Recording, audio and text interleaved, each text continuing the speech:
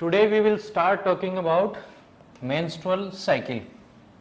ठीक है, ऑब्स्टेटिक्स और गायनिकोलॉजी को समझने के लिए या फिर जो डिफरेंस पैदा होता है कि ऑब्स्टेटिक्स गायनिकोलॉजी समझ में नहीं आ रही, परेशानी आ रही है या फिर इसका ट्रीटमेंट ये क्यों हो गया, ये चेंजेस क्यों हो गए, तो इन सब का बेसिक रीजन क्या होता है कि कहीं ना कहीं आपको ये साइकिल समझ में नहीं आती।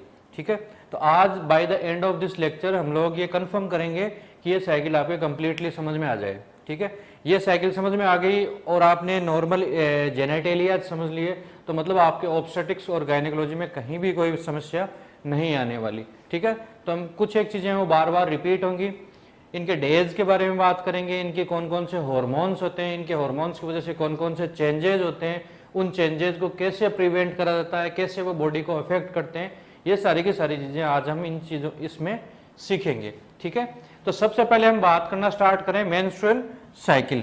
ठीक है, जहां पर भी साइकिल नाम आ जाता है, साइकिल मतलब ये एक ऐसा चक्र है जो हर मंथ नॉर्मल फीमेल के बार बार रिपीट होता रहेगा। ठीक है, अब इसमें क्या है कि इसको हम सबसे पहले समझने के पर्पज से या फिर एक आइडियल पर्पज माना जाए कि आइडियली ये कितने दिन की होनी चाहिए, तो आइडियली हम इसको मानते हैं 28 दिन की।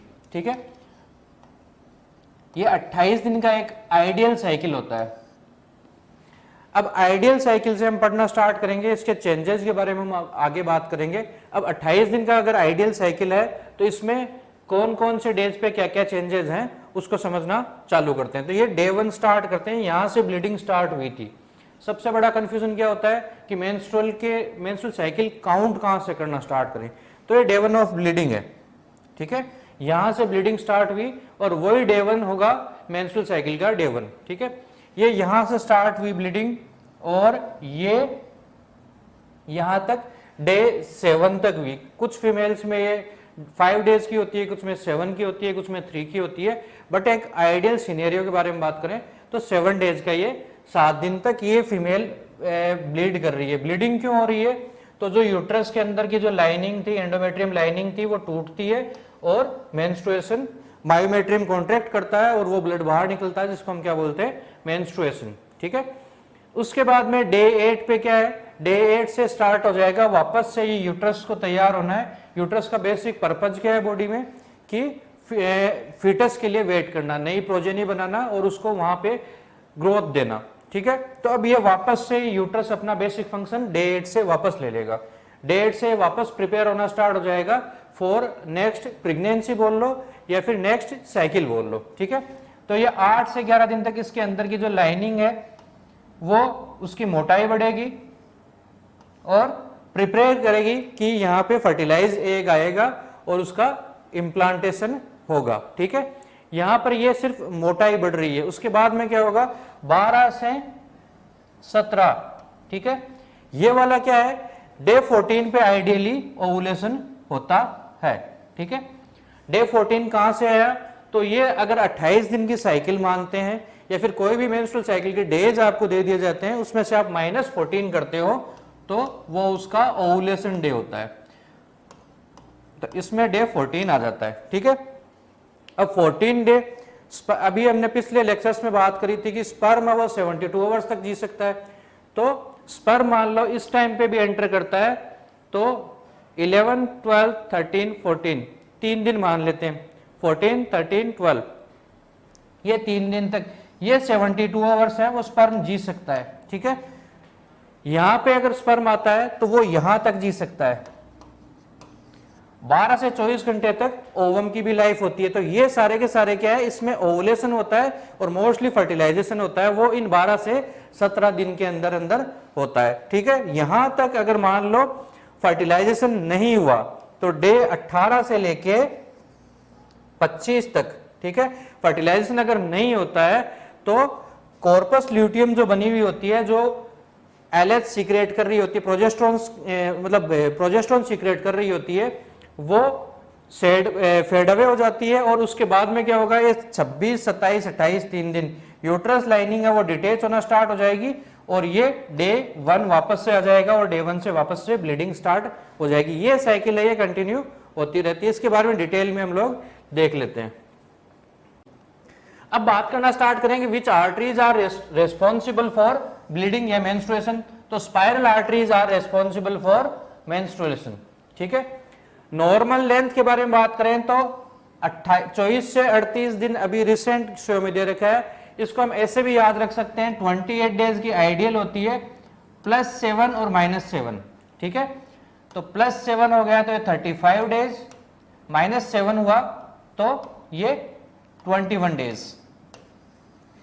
ये 21 to 35 डेज का जो ड्यूरेशन रहेगा वो नॉर्मल रहेगा। किसी फीमेल में 21 दिन की मेंस्ट्रुअल साइकिल है तो भी नॉर्मल है, किसी में 35 दिन की है, 35 डेज की है तो भी उसको हम नॉर्मल में ही कंसिडर करेंगे। रिसेंट में ये डाटा आ जाए 24 to 38, बट अगर याद रखने के पर्पज से रखते हो तो 28 +7 और -7, तो 28 दिन की एक आइडियल हो गई, 7 दिन प्लस करोगे तो 35 डेज, 7 दिन माइनस करोगे तो 21 डेज, ठीक है।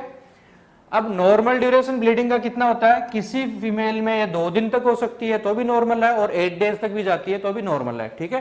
2 to 8 डेज ये डिफरेंट है, हर फीमेल की साइकिल डिफरेंट रहेगी डेज में भी, और ये कितने डेज ब्लीड करेगी उसमें भी ये डिफरेंट रहती है।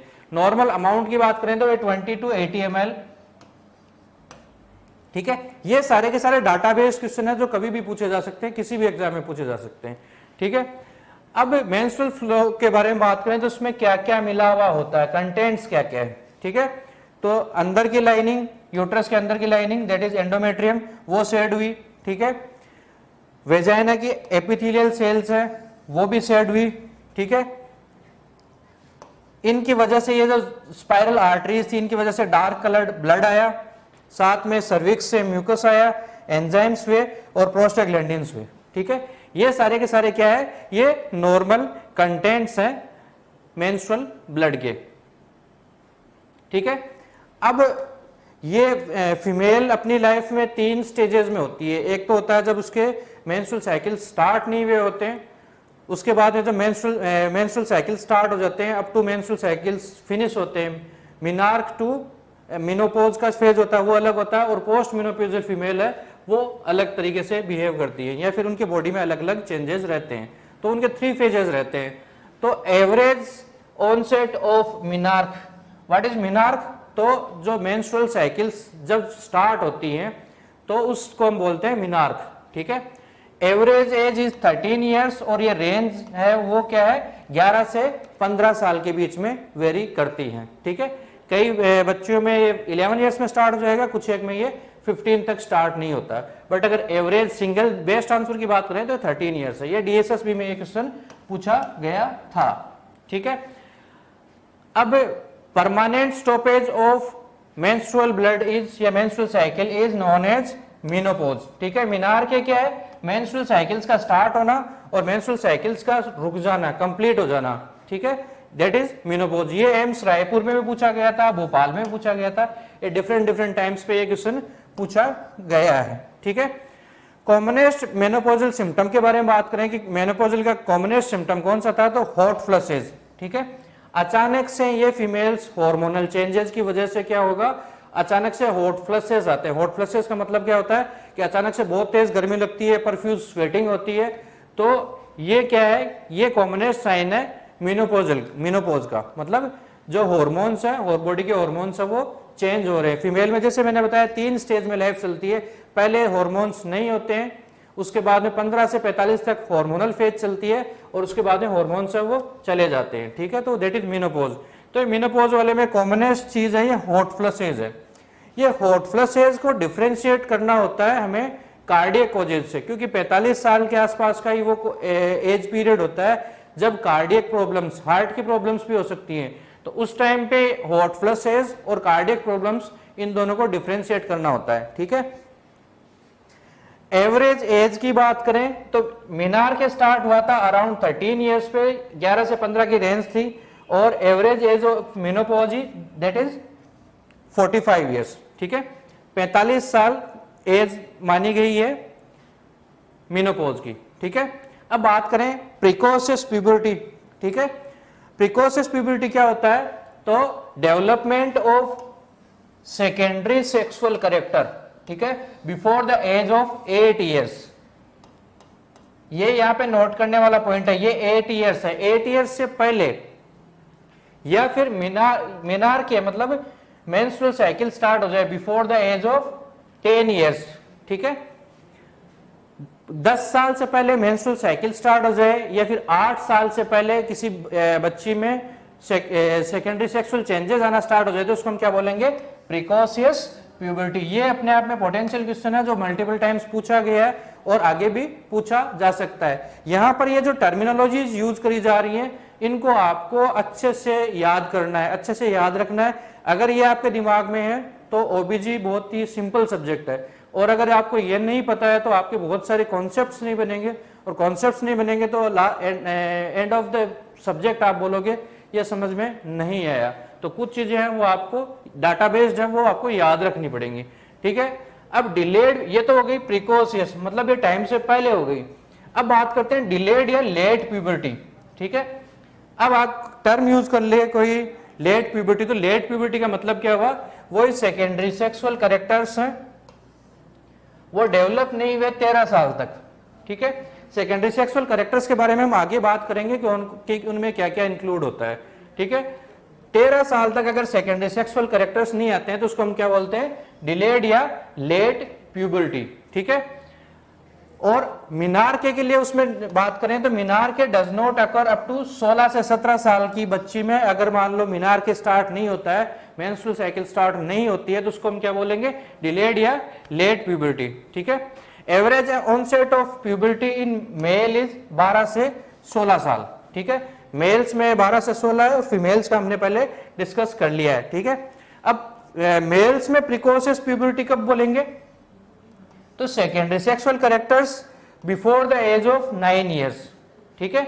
Before the age of 9 years. Precocious puberty in females 8 साल और मेल्स में 9 साल, ठीक है।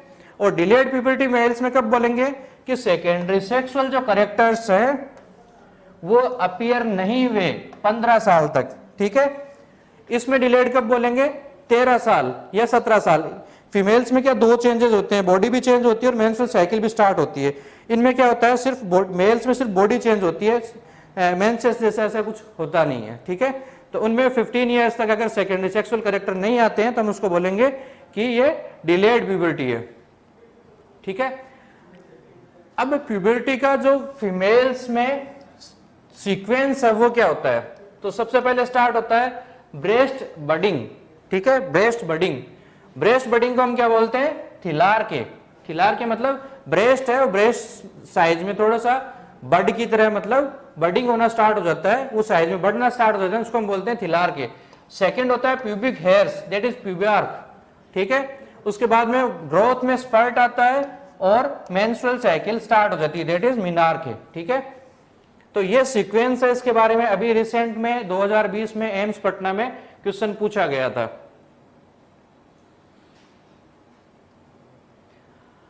अब हम बात करें sequence of changes puberty in males. Males में क्या क्या चेंजेस होते हैं, फीमेल्स में तो क्या हो गया, थिलार्क हो गया, प्यूबार्क हो गया, ग्रोथ की स्पर्ट हो गई और मेंस्ट्रुअल साइकिल स्टार्ट हो गई। मेल्स में क्या होता है, मेल्स में टेस्टिकल्स का एनलार्जमेंट होता है, पिनाइल ग्लैंड, पिनाइल का एनलार्जमेंट होता है, प्यूबिक हेयर स्टार्ट होते हैं, उसके बाद में ग्रोथ स्पर्ट स्टार्ट होता है, उसके बाद में एक्सिलरी हेयर्स आते हैं और फिर फेशियल हेयर्स अपना बढ़ना स्टार्ट करते हैं, ठीक है। अब एक पोटेंशियल क्वेश्चन ये पूछा जाता है, व्हाट इज ऑर्किडोमीटर। ऑर्किडोमीटर क्या होता है, तो ऑर्किड मतलब टेस्टिस और मीटर मतलब नापना, तो टेस्टिस को साइज में मेजर करना, दैट इज ऑर्किडोमीटर, ठीक है। इसके डायग्राम देख लेते हैं क्योंकि अभी रिसेंट में डायग्राम बेस्ड क्वेश्चंस काफी आ रहे हैं। तो ये ऑर्किडोमीटर का डायग्राम है, ठीक है। दिस इज ऑर्किडोमीटर, ठीक है। इसमें 1 से लेके 25 तक की रीडिंग है और ये टेस्टिकल वॉल्यूम दे रखा है वो ml में दे रखा है।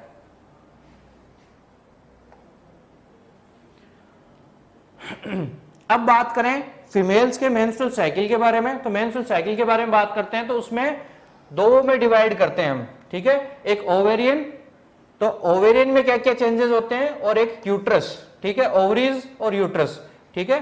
ओवरीज से फॉलिकल को आना है, ठीक है, ओवम को आना है और यूट्राइन में आके उसको इम्प्लांट होना है, तो ठीक है। Hormonal control of menstrual cycle, ठीक है। अभी तो हम थोड़ा डिटेल में पढ़ेंगे और लास्ट में इसको हम समराइज कर लेंगे और उसके बाद में आप कभी नहीं भूलोगे और कभी भी आपके कोई भी किसी भी टाइप का कंफ्यूजन नहीं होगा। ठीक है, तो इसमें हार्मोनल कंट्रोल है वो कहां से स्टार्ट होता है? तो सबसे पहले जो अपना ब्रेन है, ब्रेन का पार्ट होता है हाइपोथैलेमस। तो हाइपोथैलेमिक हार्मोन कंट्रोल होता है, वो क्या करता है? ग्रोथ, ये gonadotropin releasing hormone GnRH release करता है। ठीक है, GnRH गोनेडोट्रोपिन रिलीजिंग हार्मोन। ठीक है, गोनेडोट्रोपिन मतलब गोनेड्स मतलब जननांग। ठीक है, जननांग को अफेक्ट करने के लिए हार्मोन्स यहां से हाइपोथैलेमस से रिलीज करे जाते हैं, that is GnRH gonadotropin releasing hormone.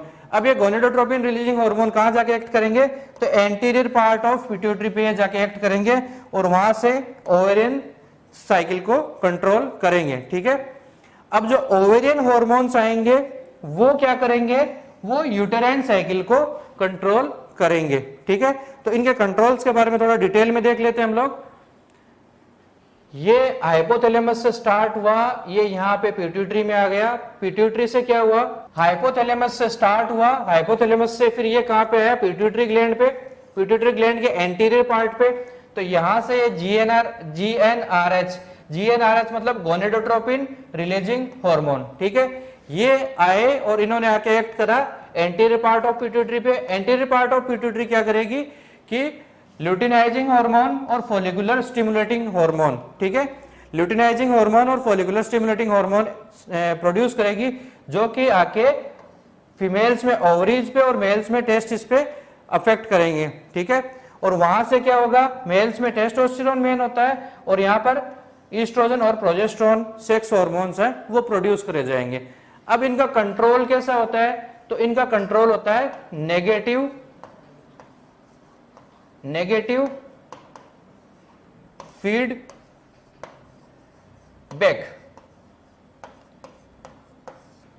इसको हम नेगेटिव से डिनोट कर रहे हैं, नेगेटिव फीडबैक पे ये काम करते हैं। ठीक है, अब अगर आपको इसमें सिंगल पॉइंट याद रखना हो तो FSH को क्या? FSH को चाहिए ईस्ट्रोजन। जहां पर भी FSH नाम आए तो आपके दिमाग में क्लिक करना चाहिए ईस्ट्रोजन, और LH को चाहिए प्रोजेस्टेरोन।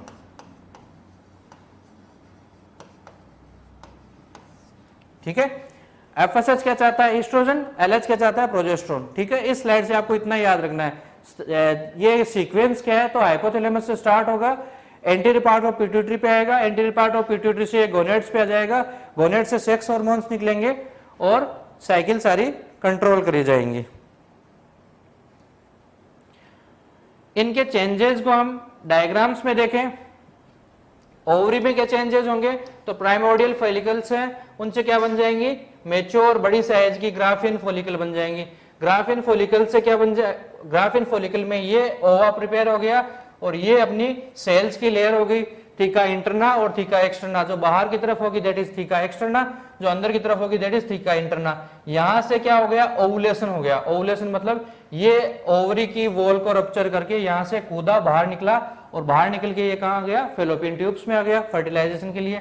और ये यहाँ पे जो बचा हुआ था ये कॉर्पस ल्यूटियम में चेंज हो गया। ये क्या करेगा? आगे कंटिन्यू करेगा ल्यूटिनाइज्ड ग्रेनुलोसा सेल्स में, और अगर मान लो प्रेगनेंसी नहीं होती है तो ये रिग्रेस करके यहाँ पे मेंस्ट्रुअल ब्लीडिंग स्टार्ट हो जाएगी। ठीक है, अब अंदर की तरफ यूट्रस में क्या क्या चेंजेस होते हैं? तो यूट्रस में क्या होता है? यूट्रस की inner lining is endometrium. Endometrium क्या है?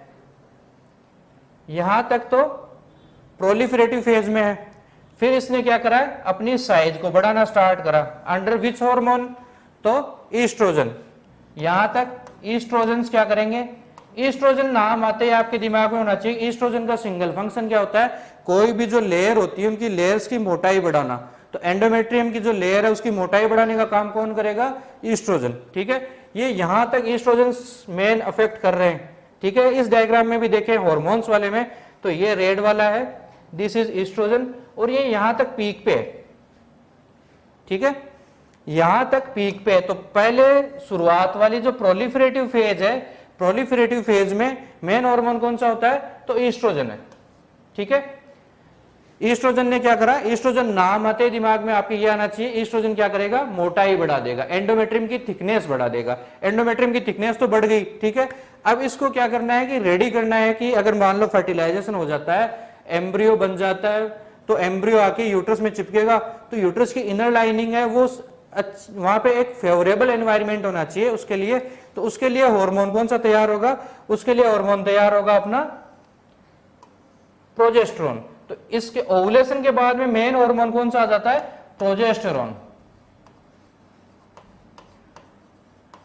ठीक है।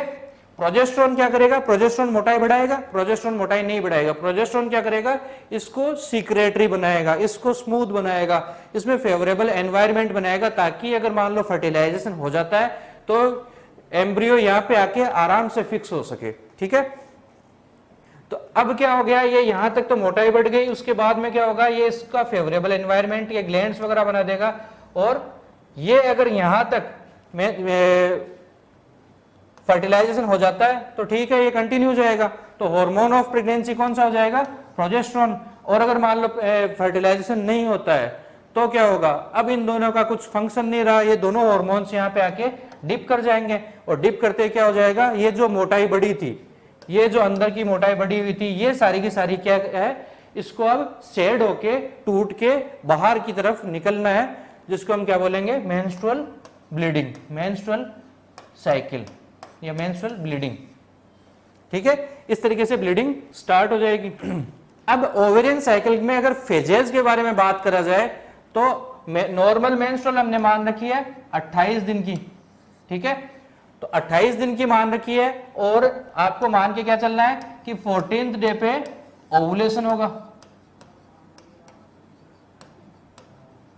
ठीक है। तो अब ओवेरियन साइकिल के बारे में बात करें तो ओवेरियन साइकिल में अर्ली फॉलिकुलर फेज, ठीक है। अर्ली फॉलिकुलर फेज कितने दिन का होगा, तो फर्स्ट जो 5 डेज होंगे वो अर्ली फॉलिकुलर फेज है, ठीक है। उसके बाद में लेट फॉलिकुलर फेज, तो 6 to 13 डेज वाला, that is late follicular phase, ठीक है। अर्ली फॉलिकुलर फेज और लेट फॉलिकुलर फेज, इसमें क्या है, एफएसएच आएगा, ईस्ट्रोजन आएंगे। शुरुआत के 14 दिन तक ईस्ट्रोजन डोमिनेंट रहेंगे, और जैसा मैंने आपको 2 लाइन याद करने के लिए बोला था, एफएसएच को क्या चाहिए, ईस्ट्रोजन। तो ईस्ट्रोजन एफएसएच शुरुआत के 14 दिन में मेन रहेंगे। एलएच को क्या चाहिए, प्रोजेस्टेरोन। तो प्रोजेस्टेरोन सब वो लास्ट के 14 दिन में मेन हार्मोन्स होंगे, ठीक है। तो अर्ली फॉलिकुलर फेज और लेट फॉलिकुलर फेज में डिवाइड कर लिया।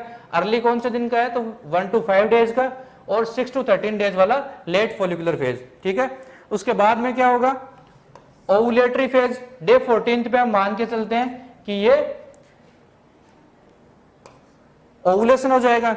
और ओवुलेशन का डे कैसे निकालना होता है, तो जो भी नॉर्मल मेंस्ट्रुअल साइकिल के डेज है उनमें से -14 करोगे तो लास्ट वाली फेज वो फिक्स है, शुरुआत वाली फेज फिक्स नहीं है, ठीक है। तो जो 14th डे पे क्या होगा, ओवुलेशन होगा। और ओवुलेशन के बाद वाली फेज को हम क्या बोलेंगे, post ovulation phase, post ovulatory phase. इसको हम क्या बोल सकते हैं, ल्यूटियल फेज। ल्यूटियल फेज क्यों बोल सकते हैं, क्योंकि ये किसके अंडर इन्फ्लुएंस में है, ल्यूटिनाइजिंग हार्मोन के, ठीक है। शुरुआत वाले में एफएसएच और लास्ट वाले में एलएच। ड्यूरेशन क्या रहेगा, तो 14 दिन तो ये निकल गए, 14 पे ओवुलेशन हो गया, और 15 से 28 पे ये पोस्ट ओवुलेटरी फेज होगी, ये ल्यूटियल फेज होगी, ठीक है। 28 के बाद में डे 1 वापस आ जाएगा और वापस से ब्लीडिंग स्टार्ट। अब ओवेरियन साइकिल है, बार बार मैं एक ही चीज रिपीट कर रहा हूं, ओवेरियन साइकिल है। तो ओवेरियन साइकिल में मेन हार्मोन स्टार्टिंग में कौन सा है, एफएसएच। एफएसएच की बात करें, इसके नाम में इसका आंसर छिपा हुआ है, फॉलिकल्स को स्टिमुलेट करने वाला हार्मोन, फॉलिकुलर स्टिमुलेटिंग हार्मोन, ठीक है। तो इसने क्या करना है, फॉलिकल्स कहां पे होती है, ओवरीज में होती है, ठीक है। तो ओवेरियन साइकिल किससे स्टार्ट होती है, तो एफएसएच से स्टार्ट होती है। एफएसएच से क्या होगा, टू सेल हार्मोन थेरेपी, ठीक है। एफएसएच एक्ट ऑन कौन सी सेल्स, तो ग्रेनुलोसा सेल्स। वो ग्रेनुलोसा सेल्स क्या करेंगी, ईस्ट्रोजन स्टार्ट करेंगी सीक्रेट करना। नाम आपको 2 ही याद कर रहे हैं, बार बार मैं ये रिपीट इसीलिए कर रहा हूं ताकि एंड ऑफ द लेक्चर आपको ये याद हो जाए। एफएसएच है, एफएसएच नाम में इसका आंसर छिपा हुआ है, फॉलिकल्स को स्टिमुलेट करना है। तो फॉलिकल्स कहां होती है, ओवरीज में होती है। एफएसएच को क्या चाहिए, तो एफएसएच को सिर्फ ये चाहिए, एफएसएच वांट्स ईस्ट्रोजन, ठीक है। एलएच क्या करेगा, LH act on theca sales और प्रोड्यूस एंड्रोजन और प्रोजेस्टेरोन, ठीक है। LH को क्या चाहिए, LH को प्रोजेस्टेरोन चाहिए, FSH को क्या चाहिए, ईस्ट्रोजन चाहिए, ठीक है। Granulosa cell androgens are converted into estrogen, ठीक है। ग्रेनुलोसा सेल्स एंड्रोजन जो होंगे उनको ईस्ट्रोजन में कन्वर्ट कर सकते हैं बाय एरोमेटेज एंजाइम्स, ठीक है। ये इसलिए यहाँ पे दिया है क्योंकि ये सर्टेन ड्रग्स में काम आता है। तो अगर एरोमेटेज एंजाइम्स को हम इनहिबिट कर देंगे किसी कंडीशन में, अगर मान लो ईस्ट्रोजन ज्यादा है बॉडी में, तो ये जो कन्वर्जन है, ये कन्वर्जन कौन से एंजाइम्स की वजह से होता है, एरोमेटेज एंजाइम्स की वजह से होता है। अब अगर मान लो बॉडी में ईस्ट्रोजन ज्यादा है किसी कंडीशन में, तो इन हार्मोन्स को हम, इन एंजाइम्स को हम रोक के उसके कन्वर्जन को कम कर सकते हैं। तो इसके लिए एक ड्रग होती है जिसके ऊपर बार बार क्वेश्चन पूछे जाते हैं कि एरोमेटेज इनहिबिटर्स, एग्जांपल क्या है, लेट्रोजोल्स।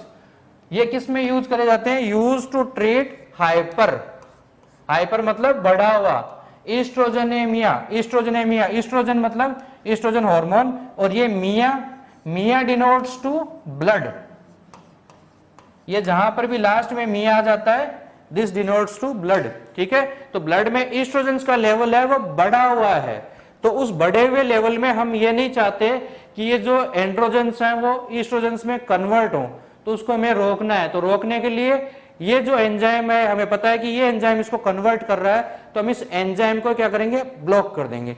इसको ब्लॉक करने के लिए जो ड्रग होगी, दीज आर लेट्रोजोल्स, और ये कंडीशन होगी ये वाली। कौन कौन सी कंडीशंस में बढ़ता है, तो ब्रेस्ट कैंसर में यूज कर सकते हैं, यूटेराइन फाइब्रॉइड्स में यूज कर सकते हैं, एंडोमेट्रियोसिस में यूज कर सकते हैं। इन सब के बारे में डिटेल में हम बात करेंगे, ब्रेस्ट कैंसर में कैसे, यूटेराइन फाइब्रॉइड्स में कैसे, एंडोमेट्रियोसिस में कैसे। बेसिक फंडा क्या है, इनमें ईस्ट्रोजन का लेवल है वो बढ़ रहा है।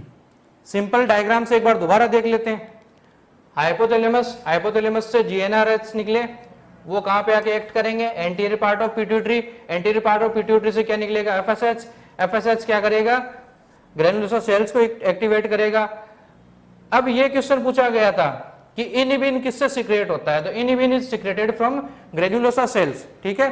एलएच, थीका सेल्स, एंड्रोजेंस, और अपने जो हार्मोन्स हैं उनके बारे में हम बात कर चुके हैं, ठीक है। उसके बारे में बात करेंगे ड्यूरिंग प्री ओवुलेटरी फेज, ठीक है। द प्रीडोमिनेंट हार्मोन, बार बार एक ही चीज रिपीट होती है, शुरुआत वाले 14 दिन ईस्ट्रोजन ज्यादा है, लास्ट वाले 14 दिन प्रोजेस्टेरोन ज्यादा है, ठीक है। सिंपल है। तो अगर क्वेश्चन पूछा जाए कि ओवुलेशन से पहले, प्री ओवुलेटरी फेज, ओवुलेशन से पहले कौन से हार्मोन ज्यादा होंगे, तो आंसर क्या होगा, ईस्ट्रोजन। और ईस्ट्रोजन किसके लिए, किसके फेवरेट है, एफएसएच के फेवरेट क्या है, ईस्ट्रोजन, ठीक है। Dominant follicle is selected on 5 to 7 days। Dominant follicle मतलब जिस फॉलिकल को डोमिनेंट होके आगे चल के ओवम बनाना है, dominant follicle is selected on the 5 to 7 day of menstrual cycle. After 8 days remaining ovarian follicles become atretic, ठीक है। एफएसएच क्या करेगा, एफएसएच क्या करेगा, एफएसएच जाएगा और फॉलिकल्स को स्टिमुलेट करेगा। तो एक साथ में कोई भी वैकेंसी आई है कि इस बार ओवुलेशन में कौन सा ओवम जाना है, ठीक है, वैकेंसी है, तो वैकेंसी के लिए क्या करेगा, बहुत सारे लोग खड़े हो जाएंगे, तो बहुत सारे फॉलिकल्स है, मल्टीपल फॉलिकल्स है, वो खड़े हो जाएंगे। पोस्ट सिंगल है, एक ओवम निकलना है, ठीक है। तो अब सिंगल पोस्ट के लिए मल्टीपल कैंडिडेट्स खड़े हो गए, उनमें से एक को सेलेक्ट करना है, तो जो बड़ा हो जाएगा डोमिनेंट फॉलिकल बन जाएगा, वो सेलेक्ट हो गया, और जो बचे हुए थे वो एट्रेटिक हो जाएंगे, ठीक है, वो सिकुड़ जाएंगे। Usually dominant follicle has more receptors for FSH and LH hormones, ठीक है। सिंपल चीज है, एफएसएच के लिए ज्यादा सेंसिटिव है, तभी तो वो फॉलिकल सेलेक्ट हुआ है। इसके बाद में क्या बात करते हैं, following durations are important before ovulation, ठीक है। अगर आपको सिर्फ 2 याद रखने हो तो ये ऊपर वाले 2 याद रखने, और अगर आपको नॉलेज ज्यादा चाहिए, ठीक है, अगर आप पढ़ने में इंटरेस्टेड है, ज्यादा नॉलेज चाहिए, तो ये आप सारे याद रख सकते हैं, ठीक है। एलएच सर्ज पे बहुत बार क्वेश्चन पूछा जाता है, तो 32 36 आवर्स। एलएच पीक कब होता है, तो 10 to 12 आवर्स, ठीक है। इनका रिलेशन किससे, ये घंटे कहां से है, तो ये ओवुलेशन से रिलेटेड है, ठीक है। ईस्ट्राडायल सर्ज 83 आवर्स पीक होता है, ईस्ट्राडायल पीक होता है वो 24 to 36 आवर्स ओवुलेशन से। प्रोजेस्टेरोन पीक कब होता है? तो 8 घंटे पे पीक होता है, ठीक है। पीक लेवल ऑफ 75 नैनोग्राम पर ml of LH is needed for ovulation. Question, important question, ये क्या ट्रेडिशनल क्वेश्चंस है, LH surge, LH peak, ovulation से क्या रिलेशन है, ठीक है। अब ये क्या है, ये पूछते पूछते बोर हो गए, एडवांस लेवल पे जाना है, एडवांस लेवल पे जाना है तो इसका लेवल पूछ लिया, 75 नैनोग्राम्स पर millilitre LH is needed for ovulation. LH surge is an important indicator of imminent ovulation, ठीक है। ये ओवुलेशन, इमिनेंट ओवुलेशन के लिए इंपॉर्टेंट इंडिकेटर है और इससे बॉडी में सर्टेन चेंजेस होंगे जिनके बारे में हम और बात करेंगे।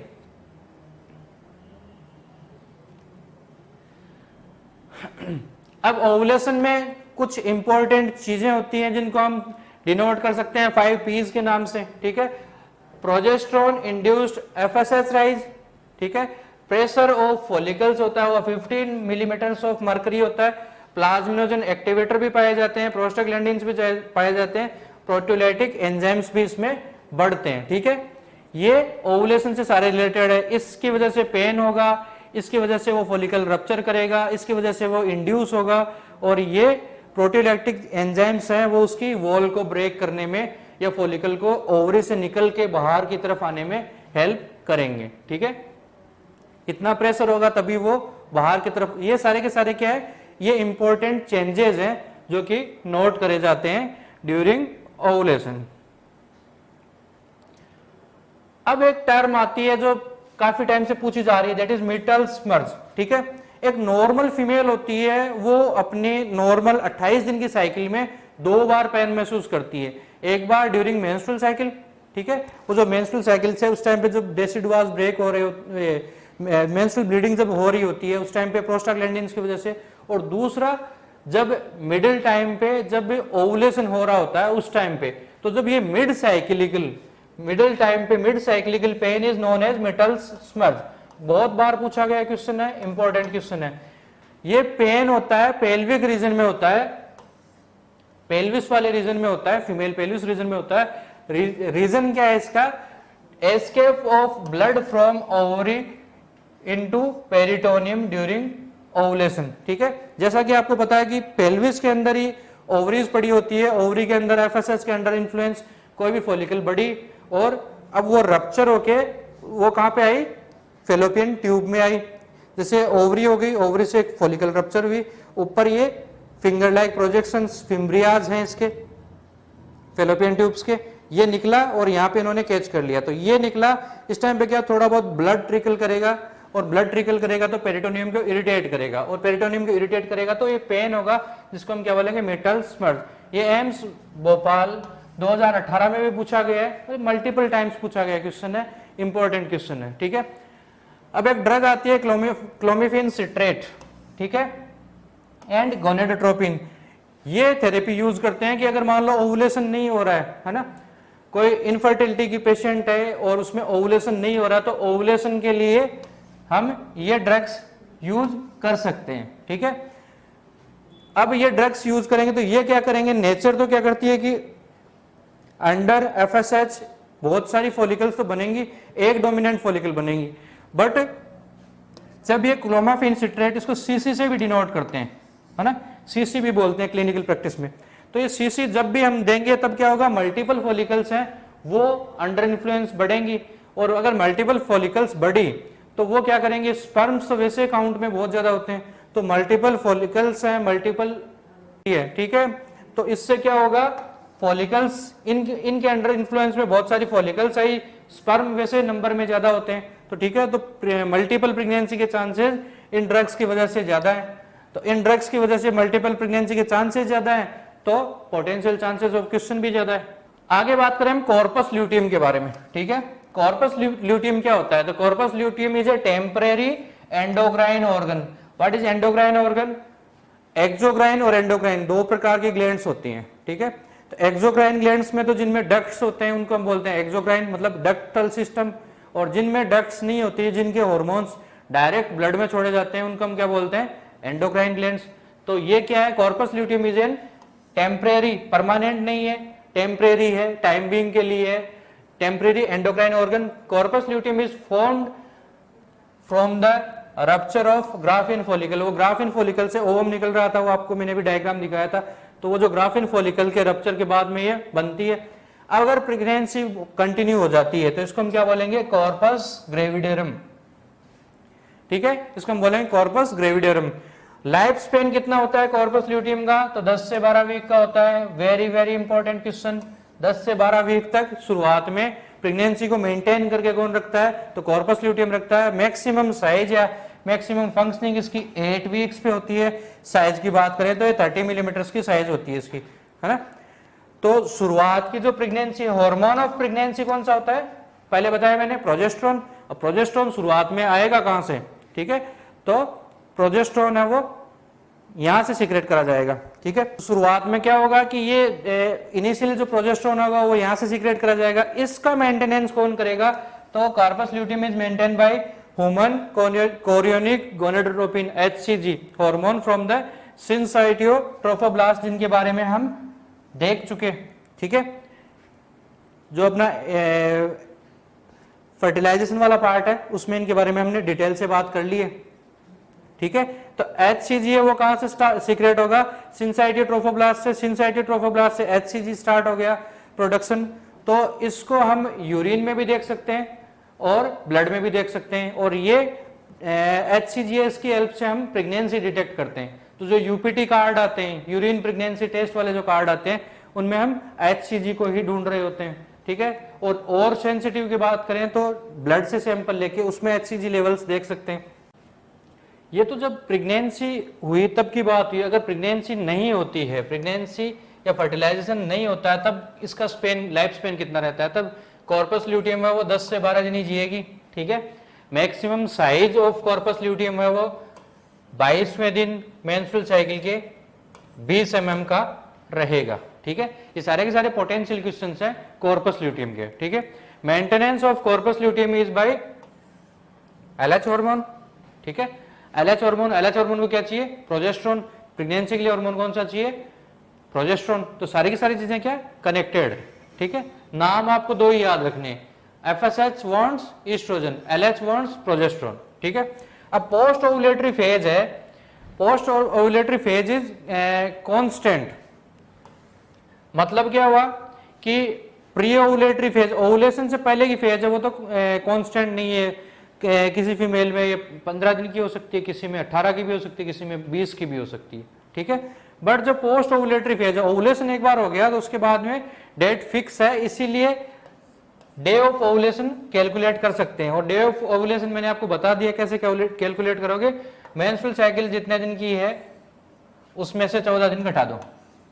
ठीक है, तो ये इससे हम कैलकुलेट कर सकते हैं. अब ड्यूरिंग पोस्ट ओव्युलेटरी फेज कौन सा हार्मोन, तो पोस्ट ओव्युलेटरी फेज में प्रोजेस्टेरोन हम पहले बात कर चुके हैं. Dominant hormone is progesterone. और प्रोजेस्टेरोन LH को क्या चाहिए, प्रोजेस्टेरोन. तो LH progesterone mainly post ovulatory phase में डोमिनेंट रहते हैं. ठीक है, when corpus luteum degenerates around 27वें और 28वें दिन के आसपास ये कॉर्पस ल्यूटियम डिजेनरेट हो जाएगी और मेंस्ट्रुअल साइकिल वो स्टार्ट होने के लिए प्रिपेयर हो जाएगी. प्रोजेस्टेरोन चला गया, एस्ट्रोजन चला गया, दोनों लेवल चले गए. तो एंडोमेट्रियम के पास में जो सपोर्ट्स थे, ग्रोथ के लिए सपोर्ट क्या था, एस्ट्रोजन, और ल्यूटिनाइजेशन के लिए सपोर्ट क्या था, प्रोजेस्टेरोन. अगर दोनों के दोनों हार्मोन चले गए तो ये क्या है, ये सपोर्टलेस हो जाएगी. और सपोर्टलेस हो जाएगी तो इससे क्या हो जाएगा, ये नई साइकिल के लिए प्रिपरेशन स्टार्ट हो जाएंगी. और वो पुरानी जो थिकनेस है, पुरानी जो है एंडोमेट्रियम, वो अपने आप शेड ऑफ हो जाएगी.